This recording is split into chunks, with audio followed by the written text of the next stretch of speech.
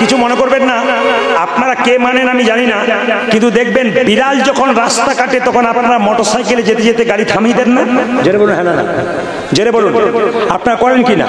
অনেকে করে না, কিন্তু শুনে নিন, অনেক হিন্দু মুসলিম খ্রিস্টান জৈন যারা বোঝে তারা কিন্তু সামনে বিড়াল পেরোলে একটু দাঁড়ায়, যারা বিশিষ্ট ভদ্রলোক যারা জ্ঞান আছে তারা দাঁড়ায়, আর যারা হুড়ের মতো লোক চলে যাবো কি হবে কোনো ব্যাপার নাই, এদের বিপদ প্রথম হয়। একটু মেনে চলতে হয় কিছু। বিড়ালটা সংকেত দেয় যে সামনে বিপদ আছে, তুমি ধীরে ধীরে যাও, এই জন্য বিড়াল সংকেত দেয়। মুসলিম ভাইরা যাচ্ছেন, বিড়াল পেরিয়ে গেল, আল্লাহকে স্মরণ করুন, উনি আপনার বিপদ থেকে রক্ষা করবেন। আপনি হিন্দু, আপনি পেরিয়ে যাবেন, আপনি ভগবানকে স্মরণ করুন, আপনার বিপদ থেকে রক্ষা হবে। আমি সবাইকে বলতে চাই, ভোর 5টার সময় কি 4টার সময় মুসলিমরা মসজিদে নামাজ পড়ে, তাই তো? হিন্দুদের দেখবেন বড় বড় মন্দিরে ভোর 4টার সময় মঙ্গল আরতি হয়। মানে সবাই শেখাচ্ছে যে মসজিদে যাও, মন্দিরে যাও, ওগুলো পবিত্র জায়গা, ওখানে যত যাবে তত উনার আশীর্বাদ পাবে। এই জন্য যারা ভক্ত মুসলিম হয়, যারা ভক্ত হিন্দু হয়, তারা সঠিক জায়গাগুলো সঠিক কর্মগুলো করে নেয়। এই জন্য আজকে দেখতে পাচ্ছি অনেক মুসলিম ভাইরা বসে আছেন, তারা শুনছেন, অনেক হিন্দু মায়েরা বাবারা শুনছেন। আপনাদের কাছে নিবেদন রইল, কথাগুলো ভালো করে শুনবেন। সবার কাছে নিবেদন রইল, এতক্ষণ ধরে কীর্তন শুনলেন, যারা পেছনে আছেন, যারা আগে আছেন, কি মুসলিম, কি খ্রিস্টান, কি জৈন, কি হিন্দু, এখন টাকা দেবার দরকার নেই, আপনি এসছেন, চলে আসুন, আর কেউ আসবেন না। শুধু আপনাদের বলতে চাই, কীর্তন শুধু আনন্দ নয়, কীর্তন শুধু তত্ত্ব নয়, কীর্তন জীব শিক্ষা বটে। আপনি যতই কীর্তন শুনুন, আর যতই হাত তুলুন, আর যতই আনন্দ করুন, বাড়ির দুজনকে সম্মান না দিলে আপনার কীর্তন শোনা বেকার। আপনি যতই মসজিদে যান, আর যতই মন্দিরে যান, আর যতই চার্চে যান, মা বাবাকে সেবা না করলে বেকার, বেকার, যাওয়াটাই বেকার। আপনাদের বারবার আমি যে কথা বলছি আপনারা শুনছেন না আমার কথা। একটা কথা বললে মানুষ বুঝতে পারে, বারবার বলছি আমি নামবো, আমাকে দেবেন, কিন্তু আপনারা এখানে এসে কেউ দেবেন না, ডিস্টার্ব হয় কীর্তন। আপনি তো শুনবেন নাকি? আপনি শুনবেন, অন্যজনকে শুনতে সাহায্য করবেন। হরে কৃষ্ণ। মুসলিমদের একটা ধর্মগ্রন্থ আছে, আস্তে আস্তে আস্তে, এইদিকে এইদিকে, একজন এখানে বসে থাকুন স্টেজের কাছে, কাউকে চাপতে দেবেন না। মুসলিমদের একটা ধর্মগ্রন্থ আছে, যারা মুসলিম ভাইরা আছেন, যারা বইপত্র পড়াশোনা করেন, শুনবেন আমার কথা। দিন এ তালিম, হরে কৃষ্ণ, বইটার নাম দিন এ তালিম। बाप ने जन्म दिया उछली हुई पानी से, और माँ ने जन्म दिया अपना जान का कुर्बानी से। जरा मुस्लिम भाईरा आছেন, বই খুলে দেখে নেবেন, দিনে তাই। প্রশ্ন করবেন আপনি এত জানলেন কি করে? আমার জীবনে ঘটনা আছে। আমি যেখানে প্রথম বাস করতাম, এখন আমি দুবরাজপুরে থাকি, আমার গ্রামে যেখানে আমি থাকতাম তার পাশে একটা বিরাট বড় মুসলিম গ্রাম আছে। সেই গ্রামে আমার প্রচুর ছাত্র, আমি ইংরেজিতে আমি করেছিলাম, প্রচুর ছাত্র।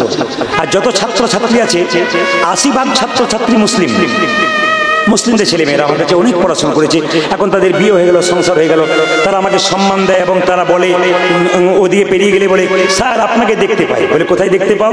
বলে ওই যে মোবাইলে আমার শাশুড়ি মা দেখে আপনাকে।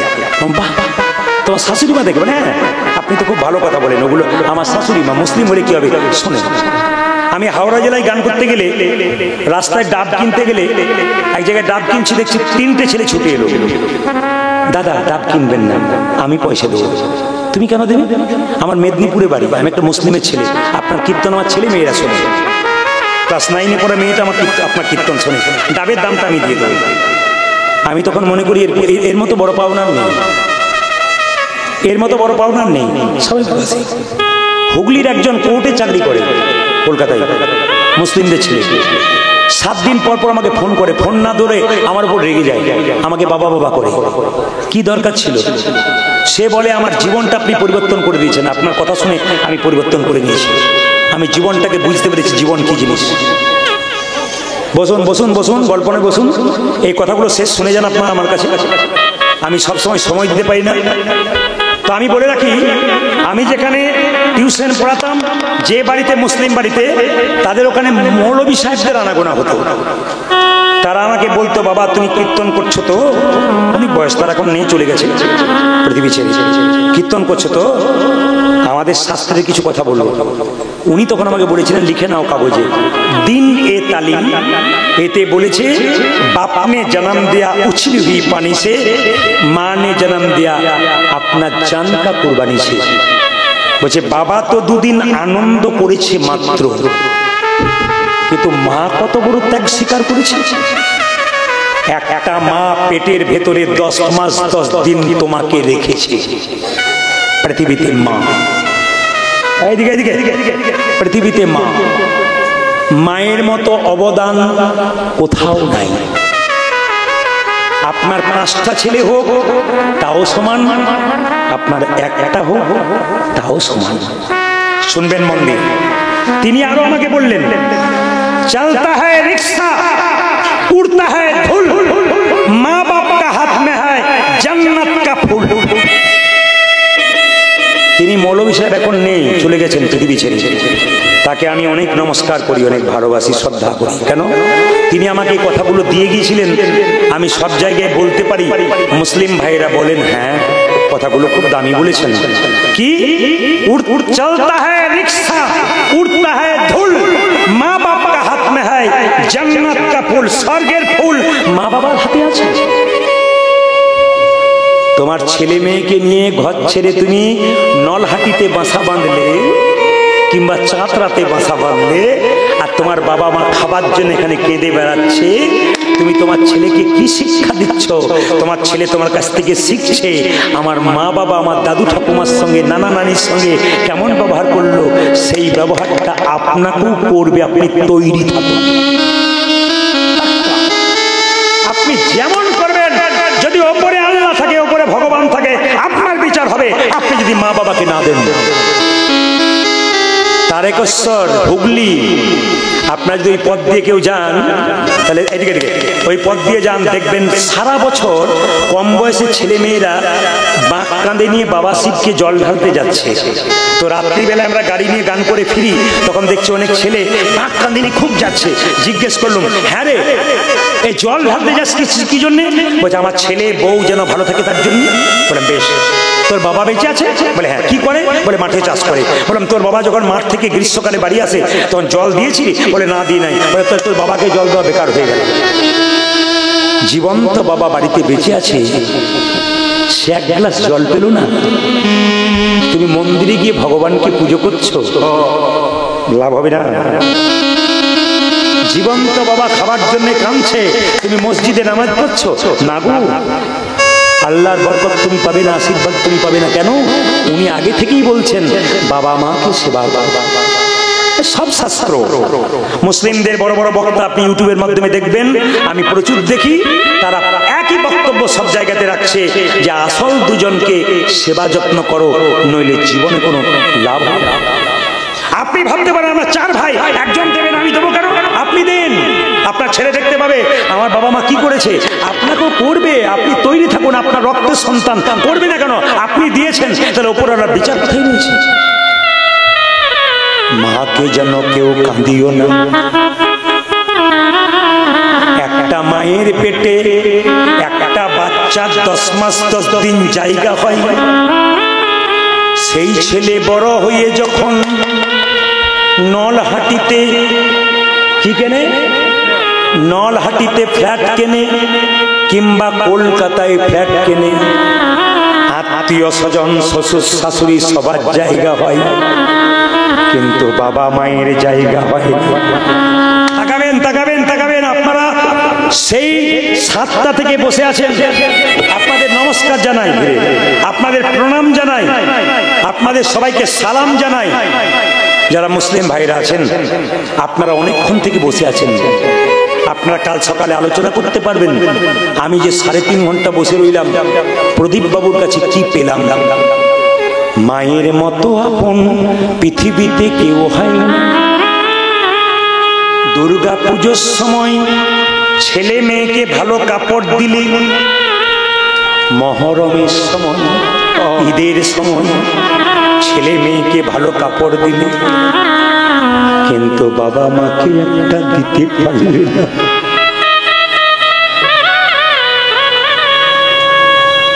বাবা মা তোমাকে কোনোদিন অভিশাপ দেবে না।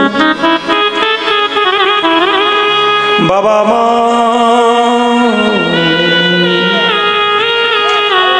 কীর্তন কেমন জিনিস দেখুন।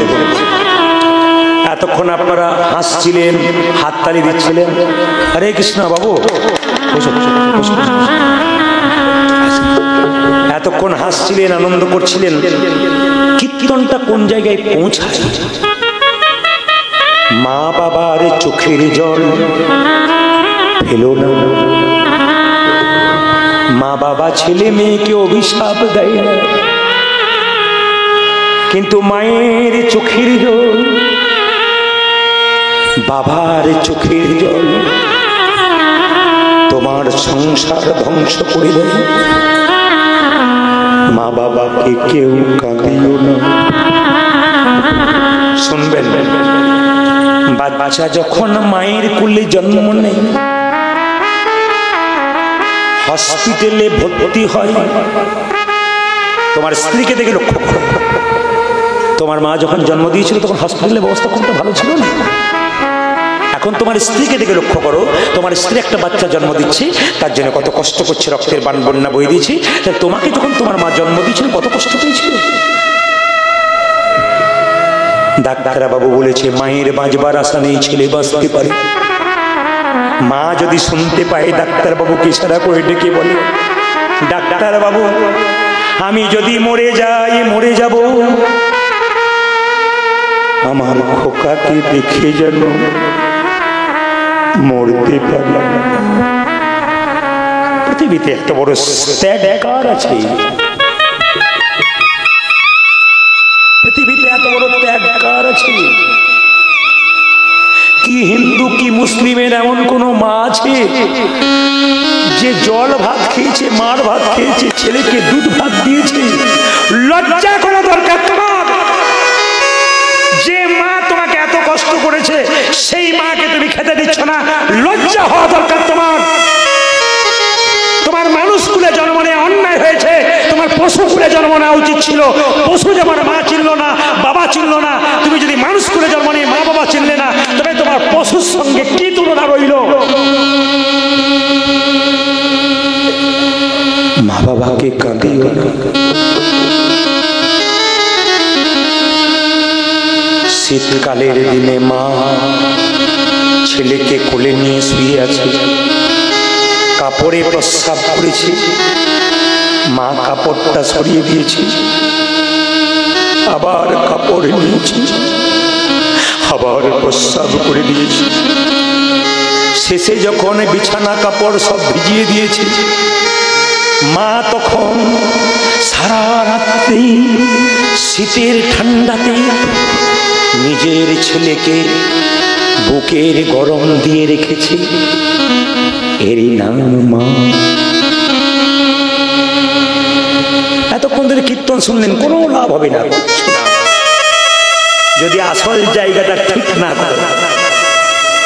কীর্তন শোনা মানে কি আপনি নেচে গেলেন, গেয়ে গেলেন? না, কীর্তন শোনা মানে কি শিক্ষা নেওয়া, চেতনা নেওয়া, মানুষ হওয়া, চৈতন্য ফেরানো, তোমার বিবেক তৈরি করা। আমি আপনাদের বলতে চাই, পৃথিবীতে ভালো মানুষ যারা হয়, পল্টুদা একটা ভালো কথা বললো, আমাকে একটা খুব সুন্দর কথা বললো, যেটা আমার খুব গেঁথেছে। পল্টুদা বললো, ভাই কে কতদিনের জন্য আসতে এসেছে, এই কখন চলে যাবো কোনো ঠিক নাই। মানুষের সঙ্গে ভালো ব্যবহার করে যেতে হয়, ভালো ব্যবহার করতে শিখতে হয়। এ কথা কিন্তু সবাই বলে, যারা বড় বড় মহাজন, যারা মহাপুরুষ, তারাও বুঝিয়েছে ভালো ব্যবহার কর। তুমি যদি কাউকে গালি দিয়ে দিয়েছো, তুমি যদি মনে করো বেশ করেছি, আরো বলবো, আরো বলবো, আপনি মানুষ হলেন না, অমানুষ হয়ে গেলেন কেন?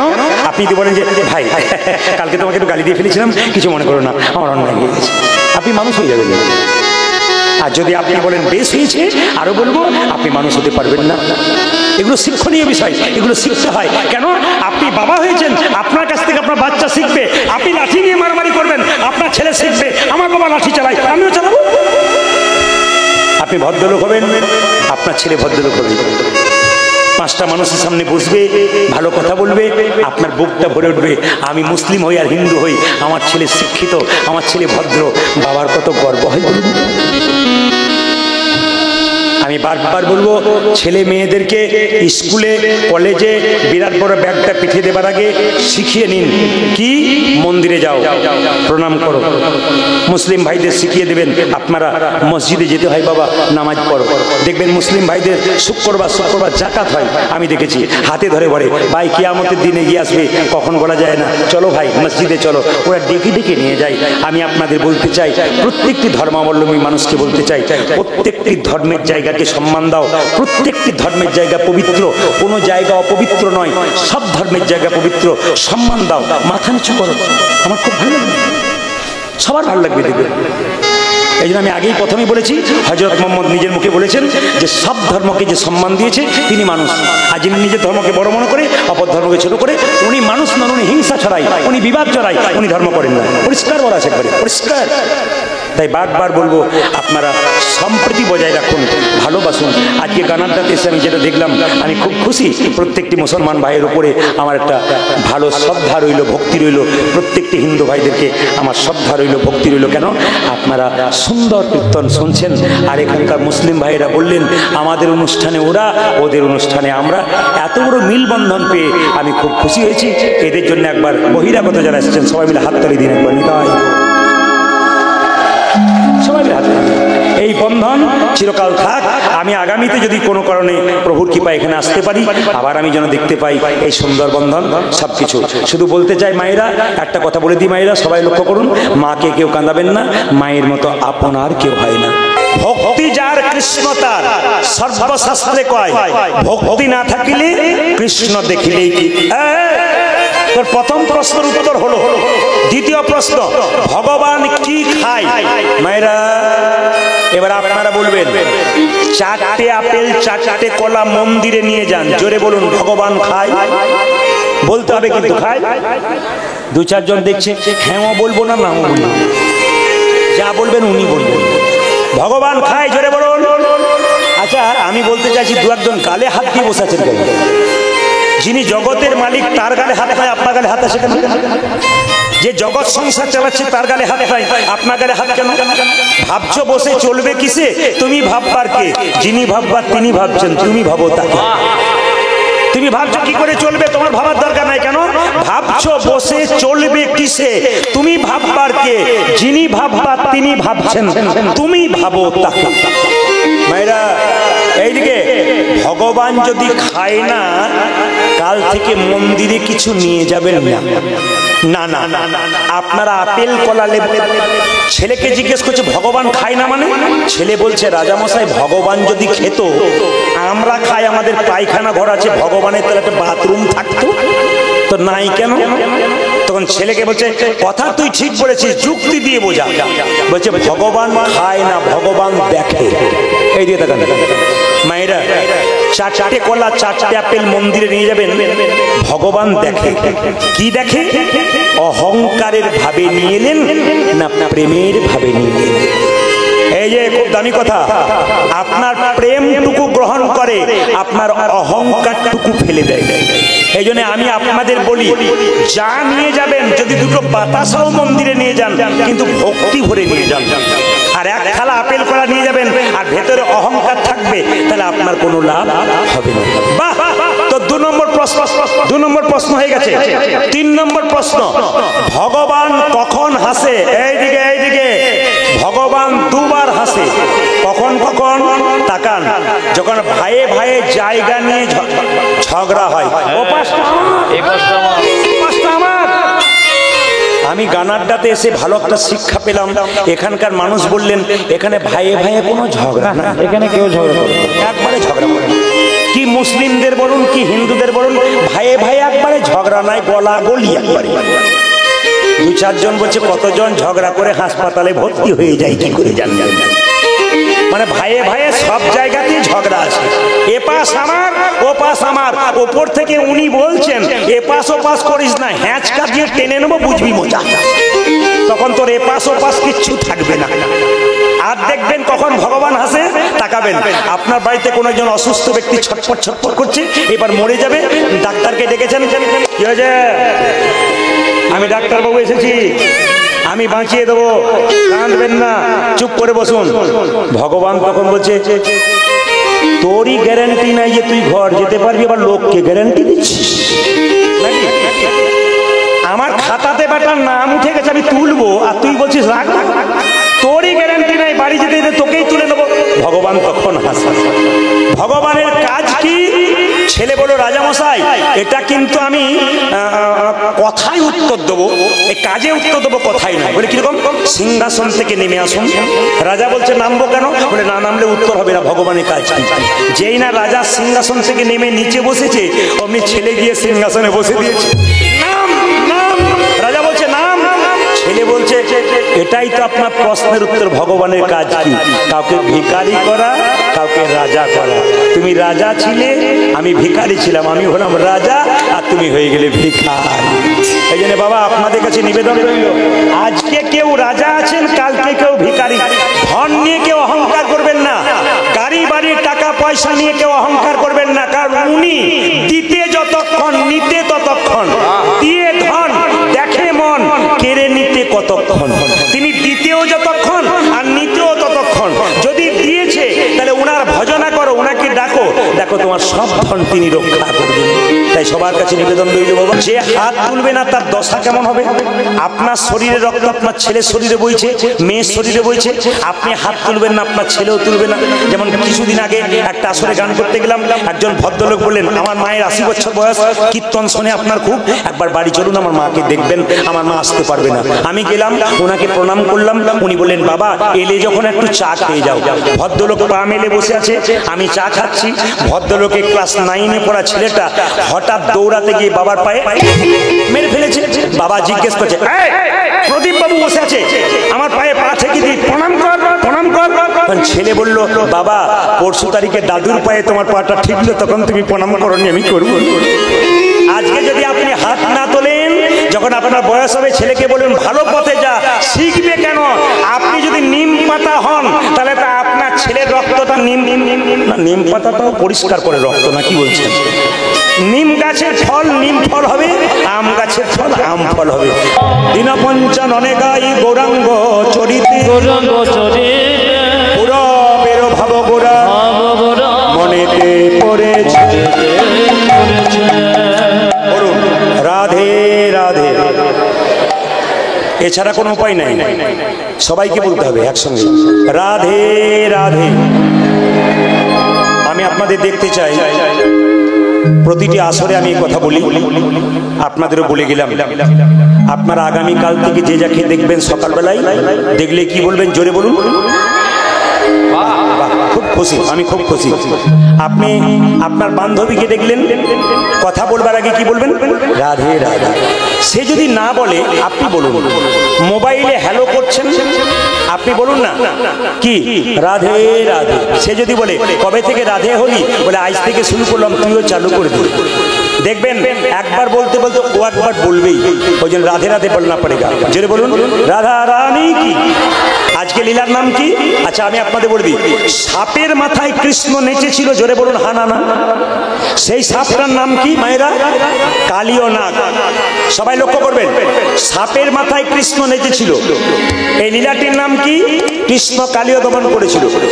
আমাদের শরীরে 6টা সাপ আছে, কি কি? কাম, ক্রোধ, লোভ, মাহা, মদ, মাশ্চর্য। আমাদের মধ্যে এইগুলো হলো কালীয় নাগ। এগুলোকে দমন করতে পারলে ব্যাস আপনাদের কাজ হয়ে যাবে। এখন প্রশ্ন হচ্ছে, এই যে সাপের মাথায় কৃষ্ণ চেপেছে, ওই আমার মাথায় চাপলো না যে, ওই আপনার মাথায় চাপলো না যে? তা সাপটা কি এমন ভালো কাজ করেছিল যার জন্য কৃষ্ণ তার মাথায় নেচেছিল? খুব মাথায় রাখবেন, আমরা আপনার মাথায় চাপলো না, আমার কিন্তু সাপটার মাথায় চাপলো কেন? মায়েরা, এই সাপটা পূর্বজন্মে রাজা ছিল, অন্যায় করেছিল বৈষ্ণবের চরণে, তাই তাকে সাপ হতে হয়েছিল। এই যে কালিয়নাগ সাপ, ইনি পূর্বজন্মে ছিলেন রাজা চন্দ্রধ্বজ। তাকাবেন, তার পেটে একবার প্রচন্ড যন্ত্রণা হচ্ছিল, কেউ ভালো করতে পারছিল না। একজন বলল, রাজা তোমার পেটের যন্ত্রণা ভালো হবে, একটা উপায় আছে। বলে কি? তুমি যে রাজবাড়িতে বাস করছো তার পূর্ব দিকে একটা সরোবর মানে পুকুর আছে, ওই সরোবরে একটা রাজহাঁস খেলা করছে, ওকে হত্যা করে ওর পিত্তটা খেলে তোমার পেটের যন্ত্রণা ভালো হবে। রাজা কি করলো মা? রাজা বলে কথা, রাজহাঁসটাকে ধরে আনলো। যখন রাজহাঁসকে মারতে যাবে, রাজহাঁস চিৎকার করে বলল, রাজামশাই আমাকে না মেরে যদি আপনার উপায় বলে দিই। বলে কি? যে সরোবর থেকে ধরে আনলে সেই সরোবরের উত্তর দিকে একজন সাধু বাবা মুনি বসে আছে গাছের উপরে, ওনার চরণ ধোয়া জল পান করলে তোমার পেটে যন্ত্রণা ভালো। বাবা যে যেখানে বসে আছেন, সাধুর চরণ ধোয়া জল, বৈষ্ণবের চরণ ধোয়া জল পান করলে তোমার পেটের যন্ত্রণা ভালো হবে। রাজা তো ভেতরে একটু অহংকার আছে, সে একটা সোনার পাত্র নিয়ে গিয়ে বললো, ও মুনিবর তুমি তোমার ডান পাটে গিয়ে দাও। ডান পাটে গিয়ে দিল, পুঁজ আর রক্ত, এই জল পান করতে পারবো না। ও মুনিবর তুমি তোমার বাঁ পাটে গিয়ে দাও। বাঁ পাটে গিয়ে দিল, পুঁজ রক্ত, পোকা কিলবিল কিলবিল করছে, বলো না এই জল পান করতে পারবো না। কিন্তু রাজা একটা ভালো কাজ করেছিল কি জানেন? বৈষ্ণবের চরণ ধোয়া জল মাথায় করে এনেছিল। আমি আপনাদের বারবার নিবেদন রাখবো, কোন বৈষ্ণব যদি আপনার বাড়ি যায়, আপনি ভুল করবেন না, তাড়াতাড়ি একটু জল নিয়ে পাটা ধুয়ে দেবেন, সেই জলটা একটা বোতলে ভরে রাখবেন। আমার কথাগুলো মিলিয়ে দেখবেন, গঙ্গা থেকে জল আনলে প্রথমে জলটা ঘোলা লাগে, 2-4 দিন রাখার পর জলটা পরিষ্কার হয়। বৈষ্ণবের চরণ ধোয়া জল বাড়িতে বোতলে ভরে রাখলে প্রথমে ঘোলা লাগে, তারপর কিন্তু পরিষ্কার হয়ে যায়। যদি বৈষ্ণবের চরণ ধোয়া জল বোতলে করে বাড়িতে রাখেন, আপনার লাভ কি? ধরুন আপনার বাড়িতে কোনো ব্যক্তি ধর্মকর্ম করে না, খালি তর্ক করে, তার মাথাতে বৈষ্ণবের চরণ ধোয়া জল দিন। কারো মাথা খুব চঞ্চল, কাজে মতি নাই, তার মাথাতে দিন বৈষ্ণবের চরণ ধোয়া জল। যদি ভক্ত মাথাতে নিতে পারে তার লাভ হতে পারে। রাজা চন্দ্রধ্বজ রুচিতে বাঁধলো পোকা মাখা জল, পুঁজ মাখা জল, এই জল পান করতে পারবো না। সে জলটা যখন নিয়ে এলো, চন্দ্রধ্বজের দুটো স্ত্রী, স্বামী এই যে জল পান করতে পারলে না, দেখি দেখি দেখি আমাদের দাও। দুজনের স্ত্রী যখন জলটা পান করেছে, তখন সেই মুনি মানে সাধু বাবা ছুটে এসে বলল, রাজা এ তুমি কি করলে? আমার চরণ ধোয়া জলকে অপমান করলে। আমি অভিশাপ দিলাম তোমার সর্পকুলে জন্ম হোক, তুমি হবে কালিয়নাগ। রাজা চন্দ্রধ্বজে কেঁদে কেঁদে বলল, হে মুনিবর, অভিশাপ যদি দিলে আমায় সাপি কুলে জন্ম হোক, আশীর্বাদ দাও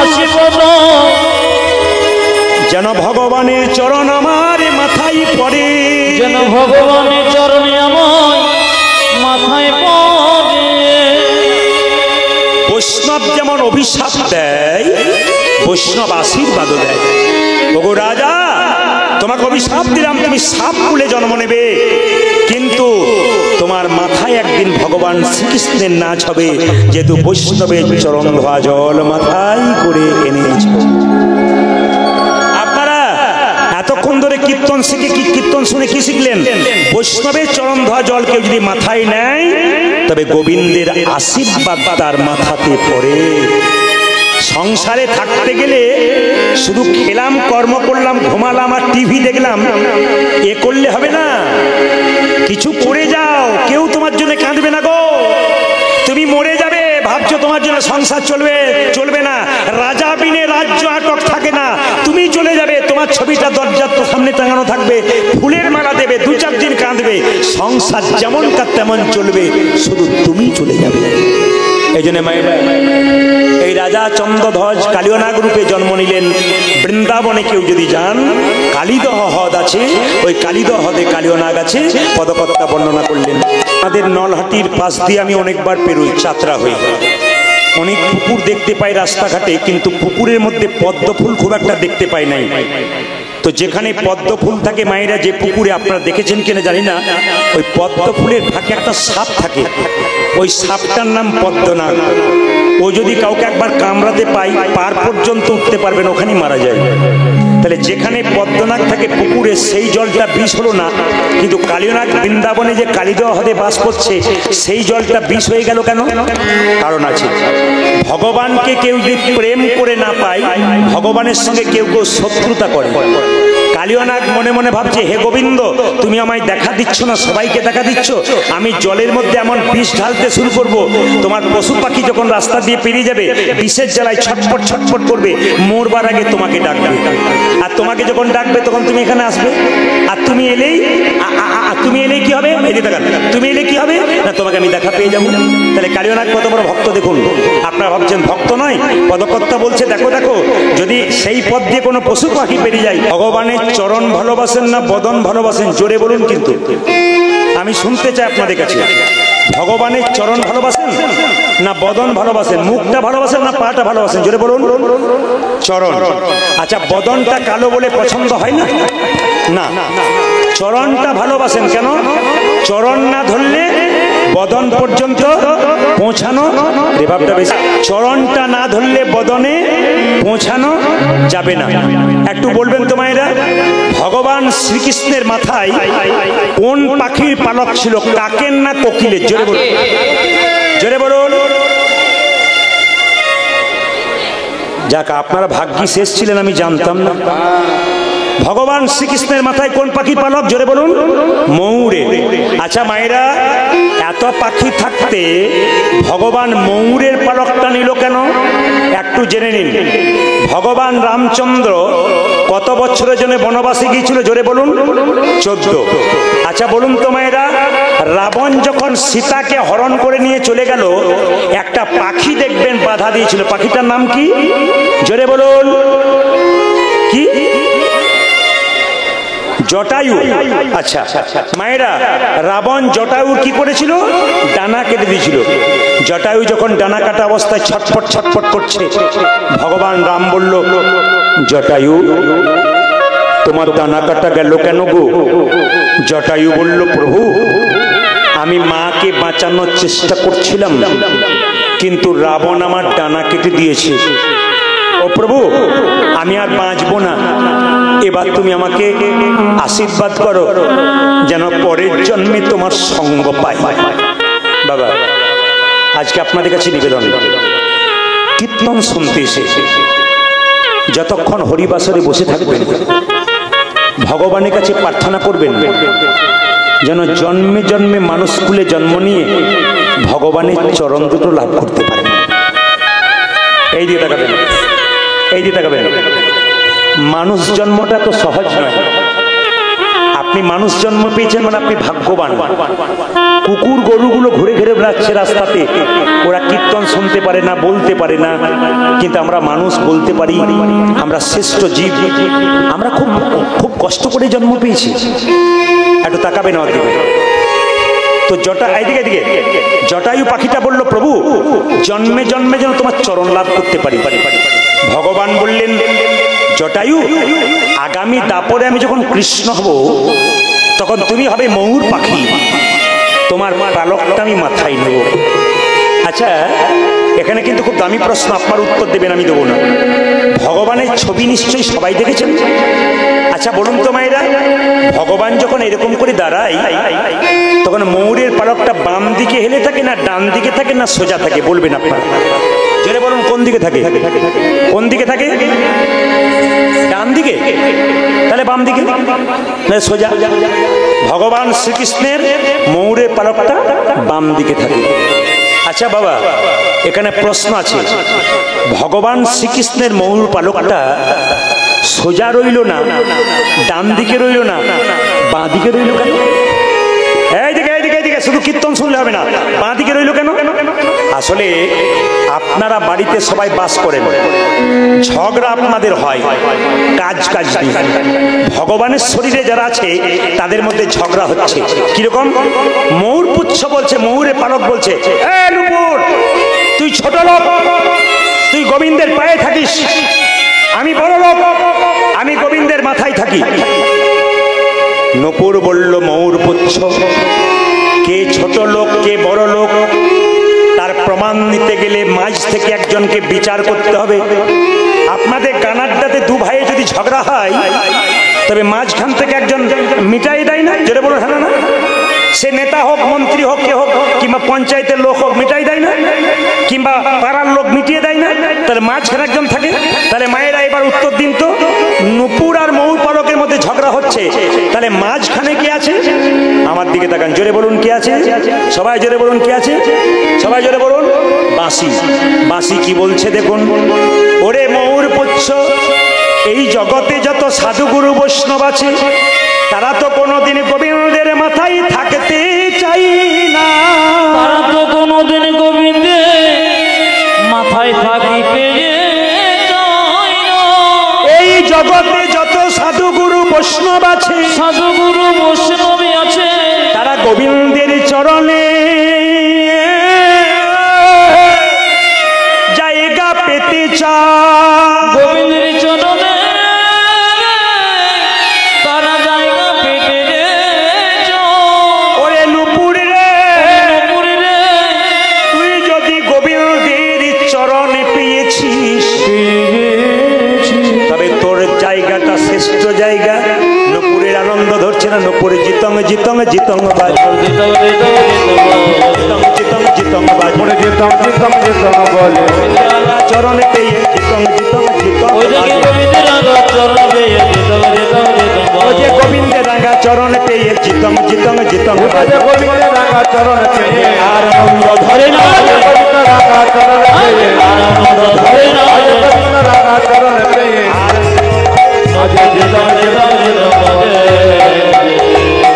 এই দিকে তাকাবেন। যারা ঘুমাচ্ছেন তারা ভালো করে তাকাবেন, যারা জেগে আছেন তারা তো তাকাচ্ছে, যারা ঘুমাচ্ছে মায়েরা কিছু মনে করবেন না। ঘুম যদি কারো একবার আসে, অমৃত দিলেও বুঝতে পারে না। কারণ আমি ছোটতে দেখেছি, আমি প্রায় দিন মাকে বলতাম, মা আমি ছোটতে মাকে বলতাম, মা প্রায় দিন সকালে বলতাম, আজকে তুমি আমায় খাওয়ানি, পেটটা খালি। বলে বোকা কোথাকার, রাত্রিবেলায় খাওয়ালাম, গপ গপ করে খেলি, তোর মনে নাই? বললাম ঘুমের ঘরে খেয়েছি, আমার মনে নাই। এই ঘুমের ঘরে যারা কীর্তন শুনবে সকালবেলায় বলবে বুঝতেই পারলাম না। কেন? কীর্তন হয়েছিল, বুঝতে পারবেন না মায়েরা। ওই জন্য ঘুমোলে হবে না, একটু জাগিয়ে জাগিয়ে নিতে হবে। আপনার আজকে জাগান, যতই ঘুম আসুক একটু নিজেকে জাগান, আজকের দিনটা ভগবানকে দিয়ে দিন, দেখবেন সারা বছর আপনার কৃপা জমবে। তাই সবার কাছে নিবেদন, যারা জেগে আছেন আমি তো দেখছি, আর যাদের ঘুম আসছে আমি, যাদের ঘুম আসছে তাদেরকেও দেখছি, একটু ঘুমটা মাঝে মাঝে একটু জল নিয়ে নেবেন। আর যদি কেউ বেশি গল্প করে, তাহলে বিছুতি পাতা আছে, বিছুতি পাতা আছে না, জঙ্গলে আনতে যেতে হবে, জঙ্গলে আনতে যেতে হবে। হ্যাঁ, ও যদি মাঝে মাঝে দেওয়া হয় ঘাড়ের কাছে, তাহলে এমনি এমনি করতে করতে জেগেই যাবে। না না, ওসব জাগার দরকার নাই, আমি আপনাদের জাগিয়ে রাখবো। একটু সবাই লক্ষ্য করুন, ময়ূর পুচ্ছ বলছে, নুপুর তোর কি দরকার বল? ওরে নুপুর রে, আমি বাঁ দিকে হেলে থাকবো কেন জানিস? তুই তো প্রতিদিন গোবিন্দের চরণে ধুলো মাখিস। তুই তো প্রতিদিন গোবিন্দের চরণে ধুলো, আমি তো গোবিন্দের চরণে ধুলো পাই না। আমি তো গোবিন্দের চরণে ধুলো পাই না। তবে হ্যাঁ, একটা কাজ করবি। বলে কি? গোবিন্দ যখন গোচরণ থেকে আসবে, তখন আমি গোবিন্দ যখন গোচরণ থেকে আসবে, আমি তখন গোবিন্দের মাথায় বাম দিকে হেলে থাকবো। তুই দিবি দিবি ধুলা, ওরায়ে দিবি।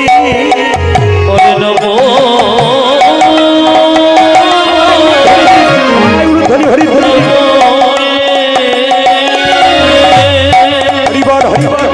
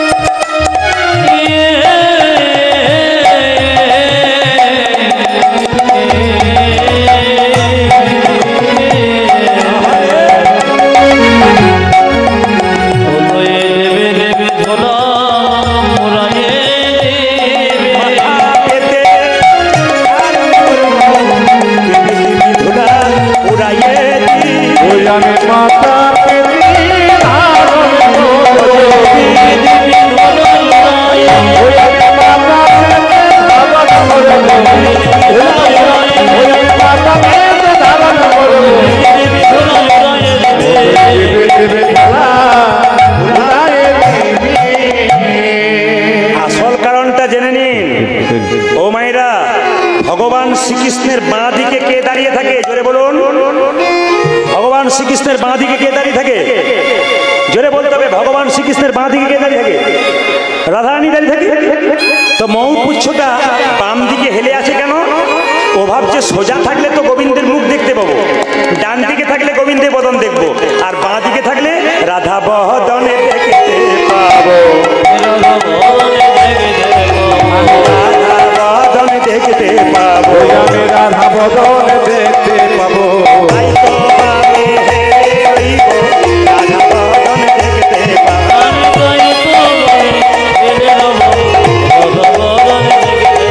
আমি তাই তো বামে হেলে রইব, রাধা বদন দেখতে পাবো, আমি তাই তো বামে হেলে রইব, রাধা বদন হরিব।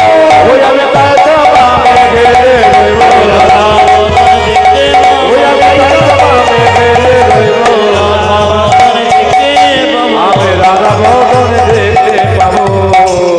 মায়েরা ভগবান শ্রীকৃষ্ণ বলছে আমাকে সাজিয়ে দাও। কিভাবে সাজাবে? অলকাতি লকা ভালে বনমালা দেমা বলে, অলকাতি লকা ভালে বনমালা দেমা বলে, আজি অল্লাহ লোকা ভালে বনমালা দেনা পড়ে, মোহনিয়া মোহনিয়া মোহনিয়া বাসি দেমা হাতে, মোহনিয়া বাসি দেমা হাতে, মা মোহনিয়া মাতিতে মাধাতি, ওরে সাজাইয়ে দেমা সাজাইয়ে দেমা, সাজাইয়ে দেমা সাজাইয়ে আজ দেমা, সাজাইয়ে দে মা সাজাইয়ে দে মা, উঠে যাবার সময় হলো, সাজাইয়ে দেমা সাজাইয়ে, আমার গোষ্ঠী যাওয়ার সময় হলো, উঠে যাবার সময় হলো, আর যে ধরে ভক্তি যাবার সময় হলো, আজ ভক্তি যাবার সময় হলো, সাজাইয়ে দে মা সাজাইয়ে দে মা, মোহনিয়া মোহনিয়া মা মোহনিয়া মাতিতে মাধাতি। তবে একটা জিনিস শুনে খুব খুশি, যেটা সব জায়গায় পাই না, আপনাদের খুব ভালো লাগলো, একটু কান দিয়ে শুনুন। যারা ঘুমাচ্ছেন, যারা জেগে আছেন, আমি একটা ভালো জিনিস খুশি পেলাম এখানে এসে। এখানকার যারা ভক্ত আছেন, কি মুসলিম কি হিন্দু, তারা বললেন দাদা সব জায়গায় যাবেন মাতাল পাবেন, কানাডাতে কোনো মাতাল নাই। আপনাদের হাসি দেখেই বুঝলাম পার্টি আছে। এই দিকে তাকান, আমরা সব জায়গায় মায়েরা ভাত টিপে টিপে দেখেন না হয়েছে কিনা, আমরা একবার বলেই বুঝতে পারি। আপনার এখানে মাতাল আছে, তার প্রমাণ আছে। এই যে আপনাদের এলাকাতে যে মাতাল আছে আমার সামনে আসে নাই, কিন্তু প্রমাণ দিকে দিকে একটা প্রমাণ আপনাদের দিয়ে দেবো। এ পল্টুদা এই গ্রামের শেষে মোটর সাইকেল নিয়ে দাঁড়িয়েছিল। দাদা আপনি আসছেন, অসুবিধা নেই, আমি আপনাকে ওখানে নিয়ে যাবো, আসুন। উনি দাঁড়িয়ে আছেন গাড়িতে, কিন্তু আমি যখন চাতরা থেকে বেরোলাম তখন একজন বলছে দোকানের সামনে, প্রদীপ বাবু, প্রদীপ বাবু। আমি তখন বুঝলাম বাবারে আচ্ছা এলাকায় এসেছি, পার্টি আছে নিয়ে। উনি বলছেন একজনকে ডাকছেন, একজনকে দেখে দাও, একজনকে ডাকছেন, তাড়াতাড়ি এসো প্রদীপ বাবু। এখন আমাকে বলছে এমন দাদা এ সকাল থেকে কি করেছেন? আমি সকালে মুখ ধুই, দুপুর বেলায় খায় না, রাত্রিবেলা তো নিয়ে। আমি বললাম যে এত খেতে নাই। তখন বলছে প্রদীপ বাবু আমি আপনাকে একটা কবিতা শোনাবো, শুনবেন? বললাম বলুন। বলছে আমি কেন মদ খাই জানেন? আমি কেন মদ খাই জানেন? আপেলে পোকা, দুধে জল, বিড়িতে শক্তি, আর মদে বল। আমি বললাম বাবারে আচ্ছা কবিতা রচনা করেছেন আপনি? বলছে এই কবিতাটা আমার লেখা। আমার বাবা আপনার যে এত প্রতিভা আছে আমি জানতাম না। বলছে কি সুন্দর বলছে, দেখুন ভালো বলেছে কিন্তু। বলছে দুধে জল, আপেলে পোকা, বিড়িতে শক্তি, আর মদে বল। আমাকে বলছে প্রদীপবাবু একটি কবিতা আপনাকে বলতেই হবে। আমি কবিতা টবিতা জানি না। না আপনাকে না বললে ছাড়বো না। আমার তুমি কি খাও? বলছে আমি জেডি খাই। আমার তাহলে আমি একটা কবিতার লাইন, বলে আমি একটা কবিতার লাইন বলি। বলে কি? খাবে জেডি, ফুলবে বডি, শ্মশান তোমার জন্য রেডি। না কি বলছে? ও আর আমার ধারে কাছে ঘেঁষে নাই, পালিয়ে গেছে। তাই যারা খাচ্ছেন তাদের জন্য বলি, খাবেন জেডি, ফুলবে বডি, আর শ্মশান তোমার জন্য রেডি। কালকে কালকে সকালে কমিটির ছেলেকে বলবেন, যারা খায় তারা বলবে ইনাকার পরের বছর আনবি না। না এ বেটা সব ভালো করেছে, আমাদের বদনাম করেছে। আমি বদনাম করি না ভাই, আমি একটা কথা বলতে চাই আপনাদেরকে। যে বাবা মদ খাচ্ছেন, প্রদীপ পালের নিবেদন রইল, সে তার ছেলে আর মেয়েটাকে লক্ষ্য করে যেন খায়। যে মদ খাচ্ছেন তাকে বলবো ছেলেটাকে আর মেয়েটাকে লক্ষ্য করে যেন খায়। কেন? তোমার রক্ত তোমার ছেলের মধ্যে বইছে। তোমার যখন বয়স হবে, ছেলে যখন মাতলামি করে ঘর ঢুকবে, ছেলেকে চটটা মারতে যাবে। ছেলেকে চর মারবার আগে নিজের গালে মারুন। আপনি ছেলেকে তৈরি করে দিচ্ছেন মদ খাই। আপনি মদ খাওয়া বাবা হলে আপনি মদ খাওয়া ছেলে তৈরি করবেন। আমাদের ওখানে বীরভূম আমার বাড়ি, দুর্গা পুজোর সময় অনেকে মদ খায়। স্ত্রীগুলো কি করে জানেন? দরজাটা বন্ধ করে দেয়। চম্পাবতী। তখন মেয়েরা বলে আজ আর খুলবো না। সকালবেলায় বলে দরজাটা খুললে না তুমি? বলে আমি কষ্ট করে 10 মাস 10 দিন চলে ছেলেটাকে মানুষ করেছি, আর তুমি মাতলামি করে ঘর ঢুকবে, আমার ছেলেটাকে আমি কি পাবো? সেই ছেলেটা আমাকে কি শিক্ষা দেবে? এই জন্য বারবার বলি, একটা মায়ের পেটে বাচ্চা থাকলে বাচ্চার 85 ভাগ গুণ আপনার পায়, আর 15 ভাগ গুণ বাবার পায়। তাই যারা মা হয়েছেন, মাগুলোকে শক্ত হতে বললাম। যদি মনে করেন রোজগার করছে একটু খা, আপনি ধ্বংস টেনে আনছেন। আপনারা পারেন সোজা করতে, আপনারা সোজা করুন যেন খেয়ে না ঢোকে। তাতে আমাকে আনলো আর না আনলো, আমি সমাজকে ভালো করতে চাই। কি হিন্দু, কি মুসলিম, কি খ্রিস্টান, কি জৈন, কেন? মদ খাওয়া ছাড়ো, মদ খাওয়া হারাম।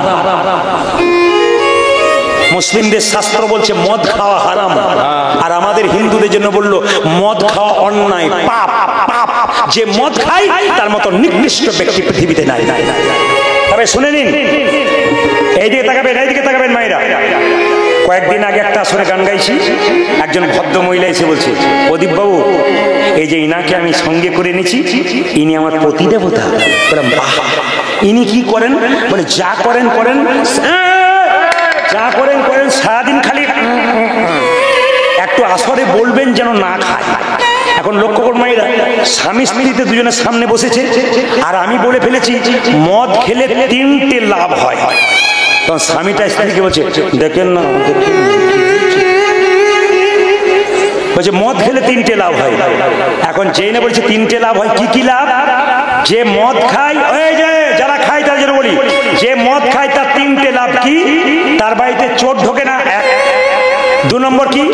তার বাড়িতে সে কোনোদিন বুড়ো হয় না, আর 3 কি? তার বাড়িতে চোর ঢোকে না, সে কোনোদিন বুড়ো হয় না, আর 3 কি? তাকে কোনোদিন কুকুরে কামড়ায় না। অনেকে প্রশ্ন করবেন মদ খেলে চোর ঢোকে না? তাকান, যে মদ খায় সে সন্ধ্যাবেলায় কাশি শুরু করে সকালবেলায় বন্ধ হয়। চোর ঢুকতে গিয়ে ভাবে বেটা জেগে আছে, ঢোকার দরকার নাই, চোর ঢোকে না। আর কুকুরে কামড়ায় না কেন? মদ খেতে খেতে দুর্বল হয়ে যায়, চলতে পারে না, হাতে লাঠি দেখলে কুকুর পালিয়ে যায়। আর যারা পাড় মাতাল হয় তারা দেখবেন নর্দমার পাশে শুয়ে পড়ে, আর কুকুরগুলো ভাবে আমার প্রতিবেশী বটে, কামড়ানোর দরকার নাই। দিয়েছেন দাদা, হরে কৃষ্ণ। এই দেখেন কুকুরগুলো কি ভাবে, আমার প্রতিবেশী বটে, কামড়ানোর দরকার নাই। আর বুড়ো হয় না কেন? বুড়ো হওয়ার সুযোগই তো পাই না। তার আগে বলো হরি, বলো হরি। ওই জানে আগে বললাম, খাবে যেটি ফুলবে বডি, শ্মশান তোমার জন্য রেডি। রাধা রানী কি, শ্যাম সুন্দর কি, ভগবান শ্রীকৃষ্ণ বলছে মা আমাকে সাজিয়ে দাও। কিভাবে সাজাবো? শ্রীরাম সুদাম দাম সবলাদিয়ং সমান, শ্রীরাম সুদাম দাম সবলাদিয়ং সমান, শ্রীরাম সুদাম দাম সবলাদিয়ং সমান, শ্রীরাম সুদাম দাম সবলাদিয়ং সমান। দাঁড়াইয়া দাঁড়াইয়া দাঁড়াইয়া আছে রাজপথ, দাঁড়াইয়া আছে রাজপথে, দাঁড়াইয়া আছে রাজপথে, দাঁড়াইয়া আছে রাজপথে, দাঁড়াইয়া আছে, দাঁড়িয়ে আছে, দাঁড়াইয়া আছে, দাঁড়িয়ে আছে, দাঁড়িয়ে আছে, দাঁড়াইয়া আছে, দাঁড়াইয়া আছে, শ্রীরাম সুদাম পথ মাঝে দাঁড়াইয়ে আছে, দাঁড়াইয়ে আছে, শ্রীরাম সুদাম পথ মাঝে দাঁড়াইয়া আছে, দাঁড়াইয়া আছে, শ্রীরাম সুদাম পথ মাঝে দাঁড়াইয়ে আছে, দাঁড়াইয়ে আছে, শ্রীরাম সুদাম পথ মাঝে দাঁড়াইয়া আছে, দাঁড়াইয়া আছে, দাঁড়াইয়া দাঁড়াইয়া দাঁড়াইয়া আছে রাজপথে, দাঁড়াইয়া আছে রাজপথে। ছেলে যখন স্কুলে যায় টিফিন বাক্সে খাবার দেন না? কৃষ্ণ যখন গোচারণে যায় মা যশোদা কি করে দেয়? নবনী দিয়ে দেয়। শ্রীরাম এক কাজ করবি, না সুকতে মুখ খানি অধরে দিবি রে ননি। এই শ্রীরাম, আমার গোপালকে তোর সঙ্গে পাঠালাম, ফিরিয়ে যখন নিয়ে আসবি মুখটা যেন শুকনো শুকনো না লাগে। যখনই খিদে পাবি নবনী দিবি, যেন মুখটা সতেজ থাকে। এ শ্রীরাম, না সুকতে মুখ খানি অধরে দিবি রে ননি। আজি না সুকত মুখখানি অধরে দিবি রে ননি। ধরাই অঞ্চল ধরাই অঞ্চল ধরাই অঞ্চল দিলাম বাঁধিয়া, ধরাই অঞ্চলে দিলাম বাঁধিয়া। আমি এমনি নেব এমনি নেব এমনি নেব এমনি নেব যেমন দিলাম তেমনি নেব এমনি নেব এমনি নেব আমি যেমন দিলাম তেমনি নেব এমনি নেব এমনি নেব। ওই আমি যেমন দিলাম তেমনি নেব, ওই আমি এমনি নেব এমনি নেব।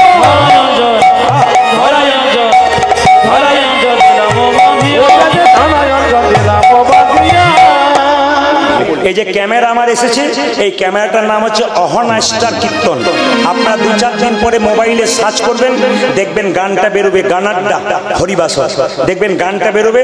তখন আপনারা সুন্দর হাততালি দিন, দেখবেন ইউটিউবে দেখতে পাবেন আপনারা কি সুন্দর তালি দিচ্ছেন। আর যদি এর ফাঁকে কেউ না দেন তখন বলবেন দিদি আমি তুলি নাই গো, আমার উঠে নাই। এটা যেন বলতে না হয়, সবাই তুলুন। ও কিন্তু ক্যামেরা ঘোরাচ্ছে, আপনাদের সবাইকে দেখাবে ইউটিউবের মাধ্যমে।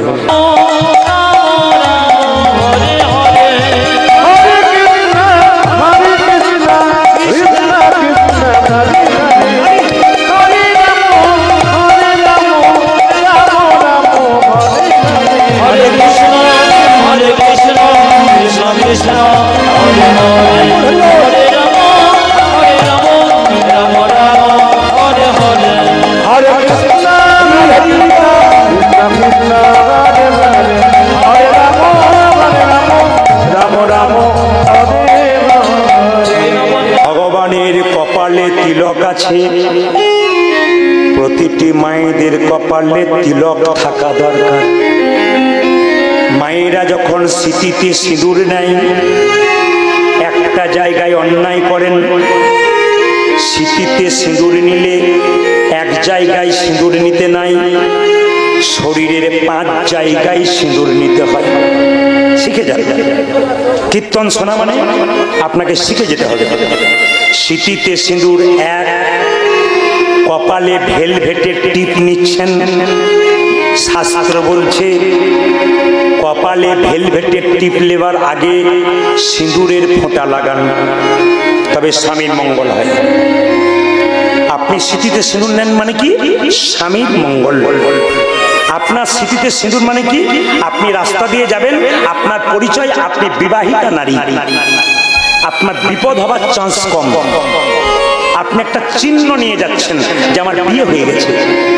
এই দিকে আর কোথায় সিঁদুর নেবেন? স্মৃতিতে নেবেন কপালের টিপটা ভেলভেটের নেবার আগে সিঁদুরের ফোঁটা নেবেন, কণ্ঠে নেবেন সিঁদুরের ফোঁটা, হাতের শাখাতে নেবেন সিঁদুরের ফোঁটা, কাপড়ের কোণে নেবেন সিঁদুরের ফোঁটা। 5 জায়গায় নিতে হয়। আরেকবার বলে দিই মায়েদেরকে যারা বসে আছেন, স্মৃতিতে সিঁদুর নেবেন, ভেলভেটের টিপ নয়। আপনি ভেলভেটের টিপ নিন, অসুবিধা নেই, তার ফাঁকে সিঁদুরের ফোঁটা কিন্তু সবাই নেবেন, নাহলে অন্যায় হচ্ছে। এই যে তাকাবেন, এখানে সিঁদুরের ফোঁটা নেবেন। আর কোথায় নেবেন মায়েরা? গলাতে নিতে হয়, কণ্ঠে। আর কোথায়? শাখাতে, শাখাতে। আর কোথায়? শাড়ির কোণে। এই 5 জায়গায়। তিলক কিন্তু আপনারা নেন না, তিলক নিতে লজ্জা করে।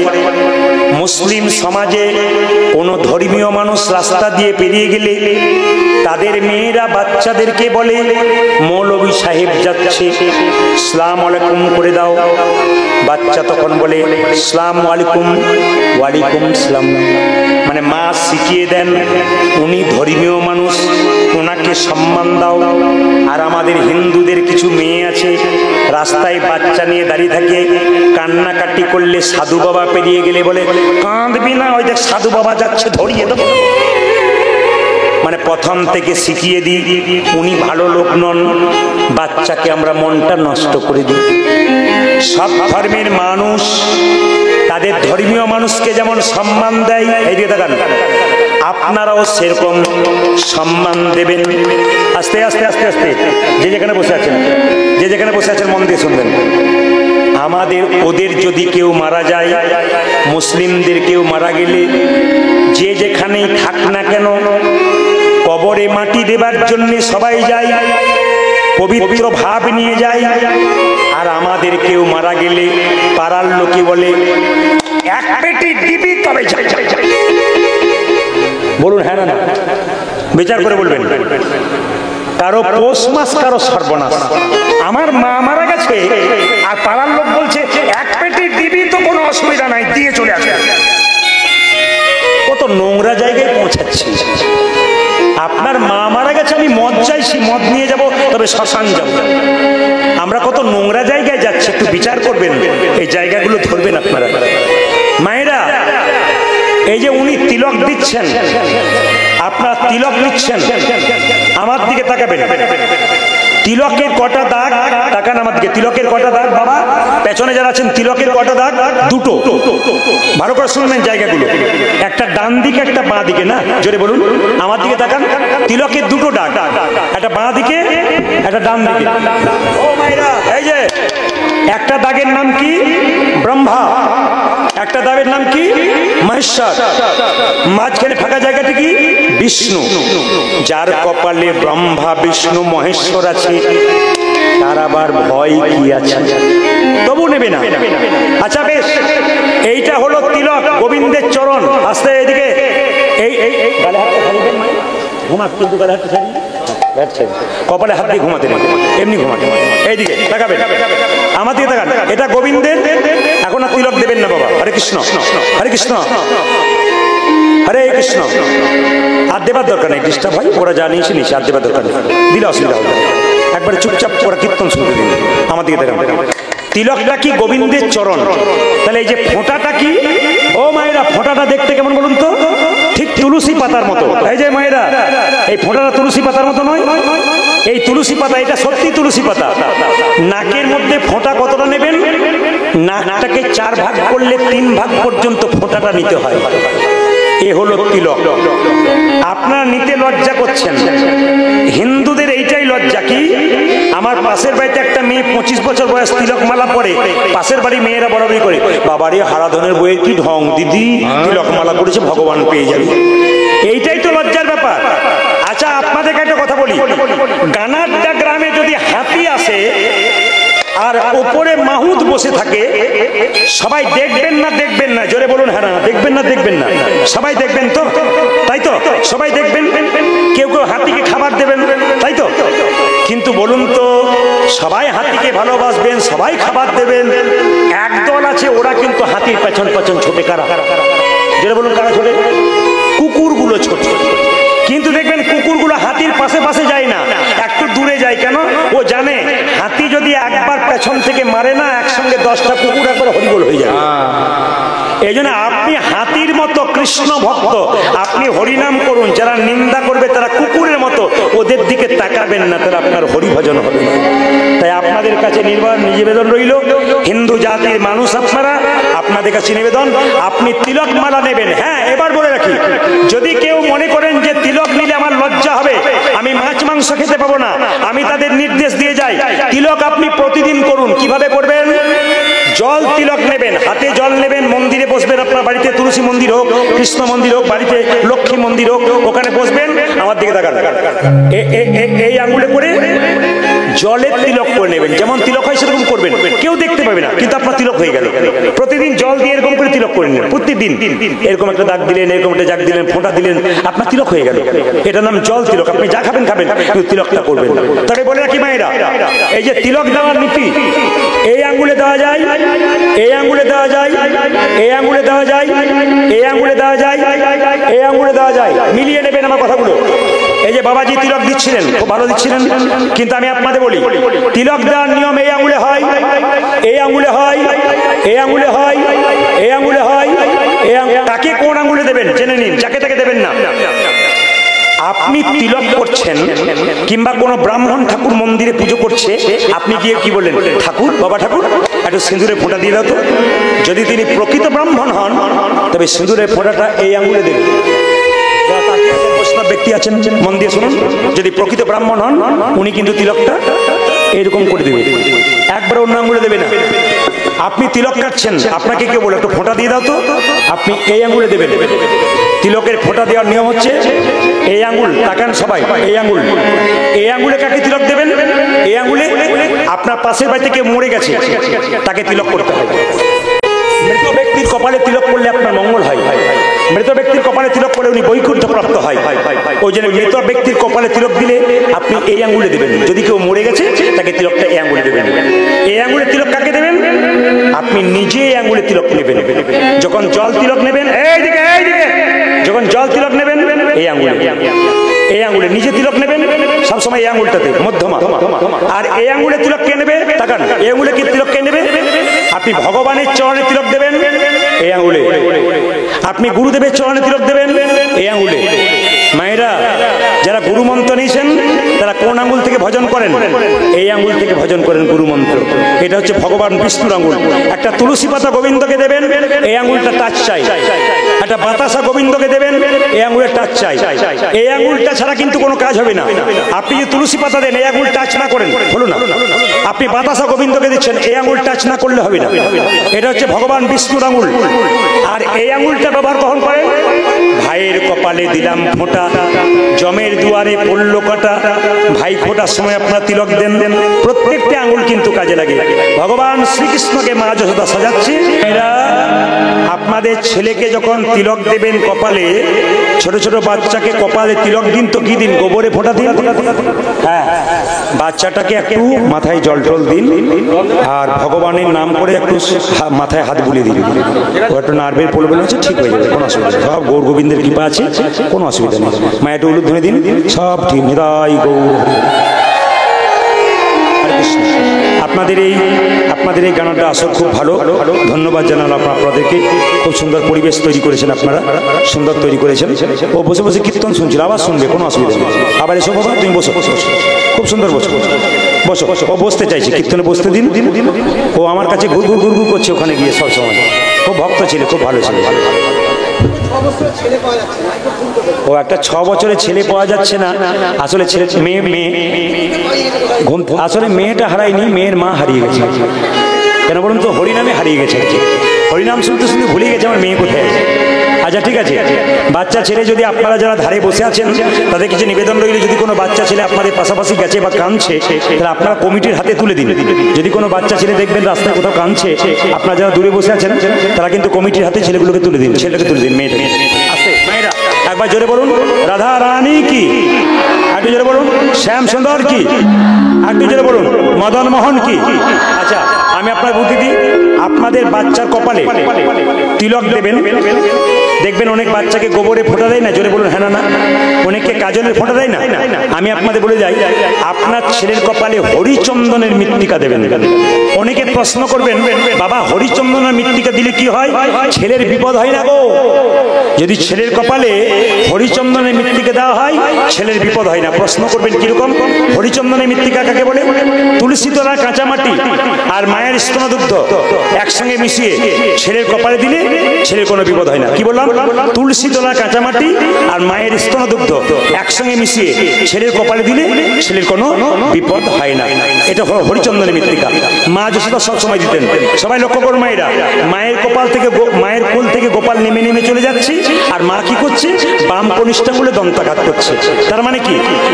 মা যদি ছেলের বাম কনিষ্ঠাঙ্গুলে দন্তাঘাত করে, ছেলের কোনো বিপদ হয় না। ও মায়েরা, আপনার ছেলে বাইরে যাচ্ছে, বড় হোক আর ছোট হোক, কি করবেন? বাবা দেখি দেখি দেখি দেখি দেখি দেখি দেখি দেখি দেখি দেখি দেখি দেখি তোর হাতটা দেখি, বাম কনিষ্ঠাঙ্গুলে দন্তাঘাত করলেন, মানে কি? ছেলের বিপদ হবে না। আর কি? আর কি না, আর একটা কাজ করতে হয়, হরিচন্দনের মৃত্তিকা আর বাম কনিষ্ঠাঙ্গুলে একটু দন্তাঘাত করতে হয়। সবাই লক্ষ্য করুন, মায়ের কোল থেকে গোপাল যখন নেমে যাচ্ছে, মা কি করছে? আচল ধবিয়া হাতে ভগবান শ্রীকৃষ্ণ মা যশোদাকে প্রণাম করে চললো কোথায়? কালীয় নাগকে দমন করতে। সবাই মাথায় কাপড়টা নিন, বারবার বলেছি। আপনাদের নলহাটি এলাকায় এই জায়গাটা আমি প্রথম এলাম, তবে আপনাদের একটা ভালো জিনিস দেখলাম, কি বলুন তো, কিছু মনে করবেন না, একটু বলে যাই। আপনাদের এখানে শ্রোতা দেখলাম, শ্রোতা প্রশ্ন করবে, এদিকে কি বটে? কি বটে? এই রে, কি সাপ? কালিনা? কালীনাগ সাপ বেরিয়েছে নাকি?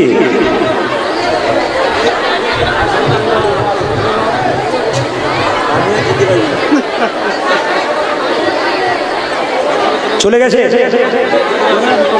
বেশ বেশ বেশ বেশ, উলুধ্বনি দিন, উলুধ্বনি দিন। বেশ, বসুন বসুন, একবারে বসুন। তাহলে তো কৃষ্ণ পরীক্ষা করছে, কৃষ্ণ পরীক্ষা করছে, কৃষ্ণ পরীক্ষা, বসুন, কৃষ্ণ পরীক্ষা করছে, বসুন।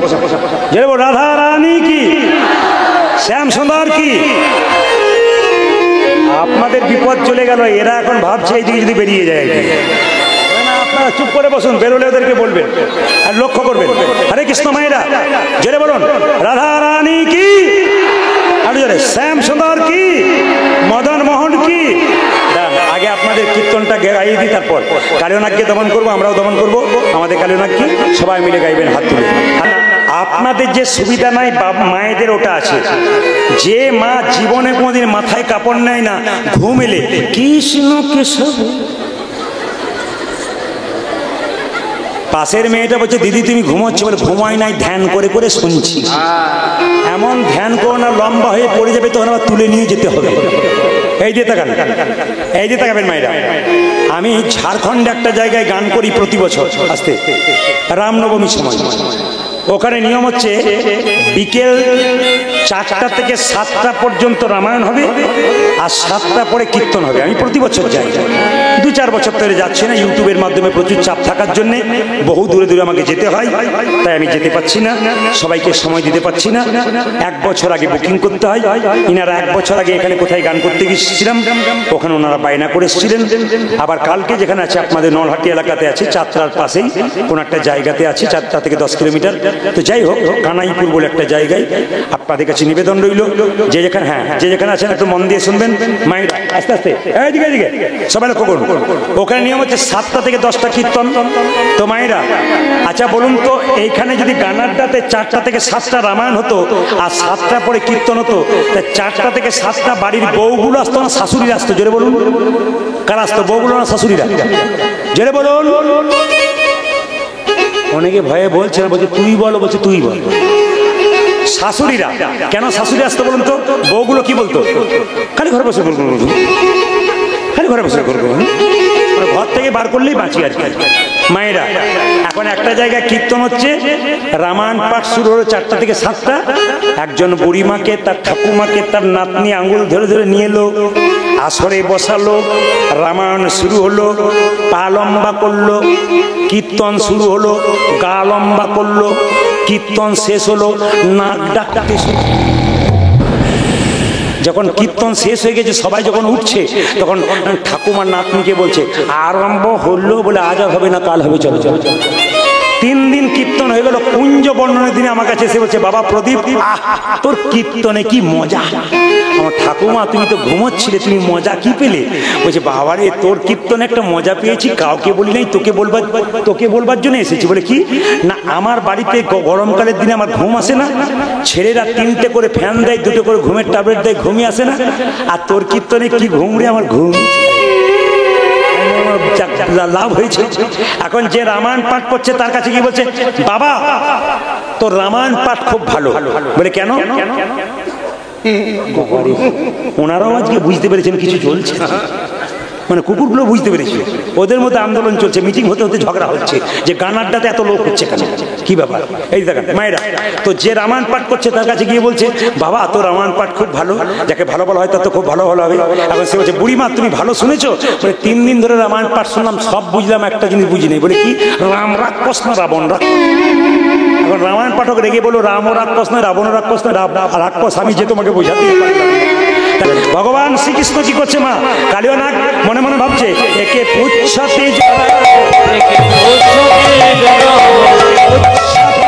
জড়াবো ওদেরকে উৎসবে জড়াবো ফাংশন করবো না ভাই উৎসবে জড়াবো আমি ফাংশন করব না উৎসবে জড়াবো ফাংশন করবো না ভাই উৎসবে জড়াবো একদম জানি পারবো না ভাই উৎসবে জড়াবো যার যেমন স্বভাব কয়লার ময়লা যায় না ধুলে আর স্বভাব যায় না মোলে যারা নিন্দুক লোক যতই ভালো কাজ করুন ও কিন্তু শুনবে না আমার দিকে তাকান ভাই এদিকে আপনাকে বলছি ওখানে কীর্তন হচ্ছে আপনি একবারে গল্প করবেন না কাউকে ডিস্টার্ব দেবেন না এই দেখেন কি বললাম এইদিকে কি বললাম ওকে যারা নিন্দুক লোক হ্যাঁ এইদিকে বেরিয়ে গেছে নাকি বেশ বসুন বসুন কোনো অসুবিধা নেই বাবা চলে যাবে চলে যাবে আপনাদের কাছে 10 মিনিট সময় নেব সবার কাছে 10 মিনিট সময় নেব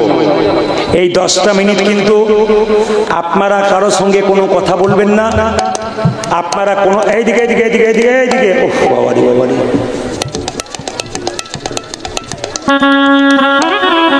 আস্তে আস্তে কীর্তন চলাকালীন কেউ কারো কাছে এসে ডিস্টার্ব দেবেন না কেউ কারো কাছে এসে কোনো গল্প করবেন না যদি গল্প করেন পাশের জন্য অসুবিধা হয় শুধু যারা বসে আছেন আমি আপনাদের সামনে 10টা মিনিট চেয়ে নেবো 5 মিনিট বসবেন 10টা মিনিট আস্তে আস্তে অনেক কথাই বলতে যাচ্ছিলাম এবার কিন্তু আমি মিলনের জায়গায় এলাম ভগবান শ্রীকৃষ্ণ মাকে মা যশোদা কৃষ্ণকে কোলে নিলেন সবাই মিলে হাত তুলুন বসে বসে বসে বসে বসে বসে হাত তুলবেন শ্যামল সবাই মিলে হাত তুলুন বসে বসে তালি সবাই তালি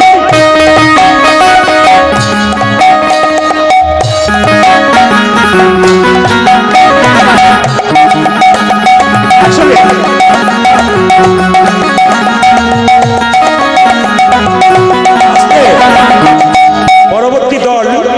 পরবর্তী দল এসে হাজির হয়েছেন ওই জন্য আমি ওনাদেরকে বেশিক্ষণ দাঁড় করাতে চাই না উনি আমাদের সম্প্রদায়ের মানুষ আমার কাছে দাঁড়িয়ে থাকবে দেখতে খারাপ লাগবে ওনারা আসছেন আপনারা কীর্তন গান শুনবেন রাস গান তার আগে হাততালি দিন সবাই হাত তুলুন